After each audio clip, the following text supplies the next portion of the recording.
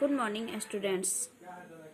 आप सभी को कोविड-19 की वजह से पढ़ाई में बहुत सारी परेशानी झेलनी पड़ी होगी, इसलिए विद्यांचल की तरफ से आप लोगों का पढ़ाई ऑनलाइन शुरू कर दी गई है। कोविड-19 इस महामारी का मुख्य इलाज सामाजिक दूरी और साफ सफाई ही है, इसलिए आप लोग सामाजिक दूरी बनाकर ही अपनी पढ़ाई को पूरा करते रहें। धन्यवाद।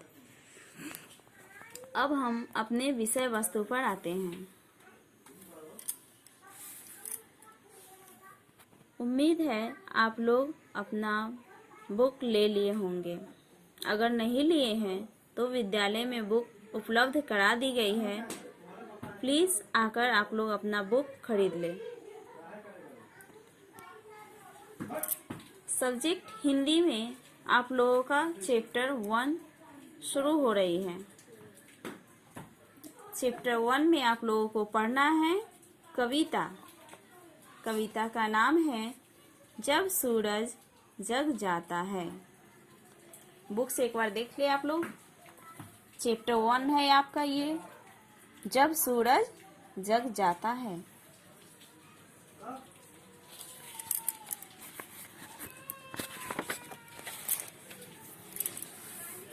इसमें कविता दी गई है। आंखें मलकर धीरे धीरे सूरज जब जग जाता है, सिर पर रखकर पाँव अंधेरा चुपके से भग जाता है।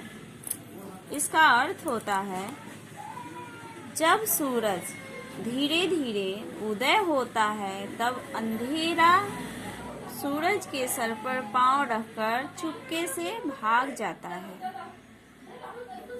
आगे है हौले से मुस्कान बिखेरी पात सुनहरे हो जाते, डाली डाली फुदक फुदक कर सारे पंछी है गाते।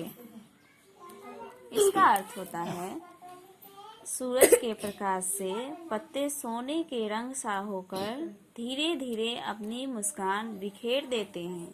फिर पंछी एक दूसरे डाली पर फुदक फुदक कर गाने लगते हैं। आगे है आप लोगों का थाल भरे मोती लेकर के धरती स्वागत करती है, नटखट किरणें वन उपवन में खूब चौकड़ी भरती है।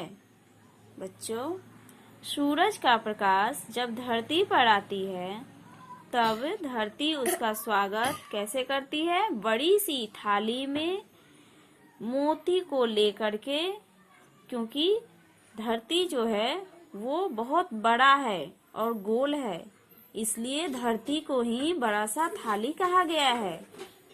इसलिए वो इसमें मोती को लेकर के स्वागत करती है सूरज का। शरारती किरणें वन बगीचा में अत्यधिक कुंचाले भी भरती है। आगे है तुम लोगों का कलकल बहती हुई नदी में सूरज खूब नहाता है, कभी तैरता है लहरों पर, डुबकी कभी लगाता है। इसका अर्थ है वन बगीचा में नदी में बहती हुई धारा में सूरज की तरंगे कभी लहरों पर तैरता है तो कभी डुबकी लगाकर खूब नहाता है। अब तुम लोग सोचोगे कि सूरज कैसे तैरती है, तो सूरज नहीं तैरती है। सूरज तो अपना चक्कर काटते रहती है, और जब नदियाँ में पानी होती है तो सूरज की परछाई नदियों में जाती है, और जैसे नदी की लहरें ऊपर नीचे होते रहती है तो सूरज की परछाई ऐसे दिखाई देता है जैसे मानो सूरज अंदर ही ऊपर नीचे होकर खूब नहा रहे हैं। आगे है तुम लोगों का पर्वत घाटी पार कर मैदानों में चलता है, दिन भर चलकर थक जाता है, सांझ हुए फिर ढलता है। अर्थात सूरज परिक्रमा करके पर्वत घाटी पर का मैदानों पर चलता है और दिन भर चलकर जब थक जाता है तो शाम होते ही अस्त हो जाता है। आगे है नींद उतरती आँखों में फिर सोने चल देता है, हमें उजाला दे करके कभी नहीं कुछ लेता है।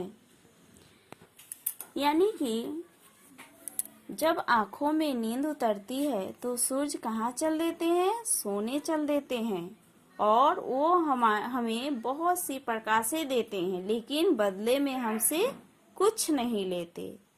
यही हमारा पोयम है।